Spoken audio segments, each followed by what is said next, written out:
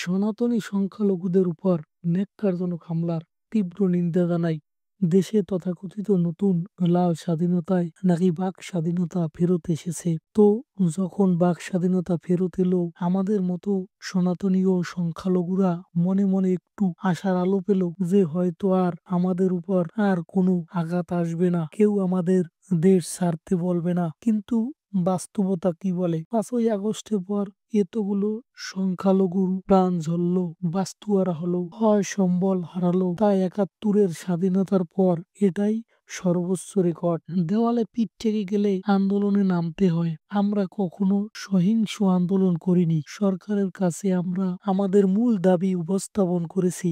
যেহেতু তারা সংস্কার করার কথা বলেছেন, কিন্তু মূলা ঝুলিয়ে আমাদের সে দাবিগুলো মেনে তো নিলই না। উল্টো কখনো কখনো ভারতীয়, কখনো লীগ, কখনো সন্ত্রাসী ট্যাগ দিয়ে আমাদের উপর হামলা করেছে বারবার। আমাদের মূলত অপরাধটা কি? আমরা সংখ্যালঘু, এই তো। আপনার ধর্ম আপনি পালন করবেন, আমার ধর্ম আমি পালন করব।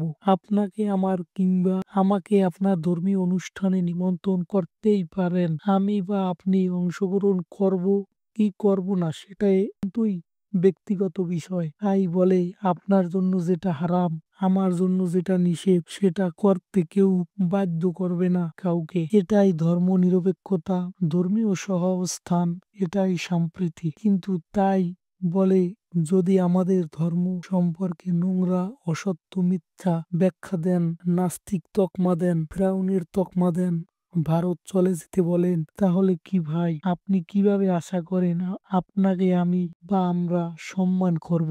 আমরা আমাদের অধিকার রক্ষায় মাঠে নেমেছি, অস্তিত্ব রক্ষায় মাঠে নেমেছি, কাউকে হেয় করার জন্য না, আপনার ধর্মকে আঘাত করার জন্য রাস্তায় নামি নাই। সাধু সন্ন্যাসীরা একবেলা না খেয়ে আমাদের অস্তিত্বের জন্য আন্দোলনে নেতৃত্ব দিচ্ছেন, কারো দালালি করার জন্য না, কারো এজেন্ডা বাস্তবায়ন করার জন্য না। ওনাদের প্রতি আমাদের বিশ্বাস, ভক্তি, শ্রদ্ধা, সম্মান আছে বলেই আমরা হাজার হাজার সনাতনী সংখ্যালঘু সম্প্রদায় উনাদের এক ডাকেই সাড়া দিয়ে আন্দোলনে আসি অস্তিত্বের লড়াইয়ে। কিন্তু আপনারা প্রতি পদে পদে আমাদের উপর হামলা করেছেন, জুলুম করেছেন, নির্যাতন করেছেন, আমাদের বাক স্বাধীনতা হরণ করেছেন, মিথ্যে মামলা দিচ্ছেন, গ্রেপ্তার করছেন, মেরে ফেলছেন, যা পূর্ণাঙ্গ মানবতা বিরোধী অপরাধের শামিল। আমি সরকারকে স্পষ্টভাবে বলতে চাই, নিরপেক্ষ অবস্থান থেকে রাষ্ট্র পরিচালনার দায়িত্ব নিয়েছেন। পাল্লার মাপ যদি কারো দিকে বেশি ঝুলিয়ে দেন,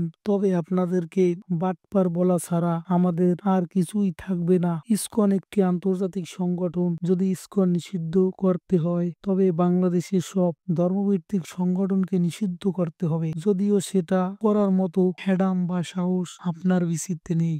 অনতিবিলম্বে হিন্দু জাগরণ মঞ্চের মুখপাত্র শ্রীমৎ চিন্ময় কৃষ্ণ মহাপ্রভুর নিঃশর্তে মুক্তি ও সংখ্যালঘুদের বিরুদ্ধে করা সকল মিথ্যা মামলার তাহার এবং সংখ্যালঘুদের উপর হামলার যথাযথ বিচার করতে হবে। না হয় রব উঠবে, সব শালারা বাটপার, সব শালারা বাটপার।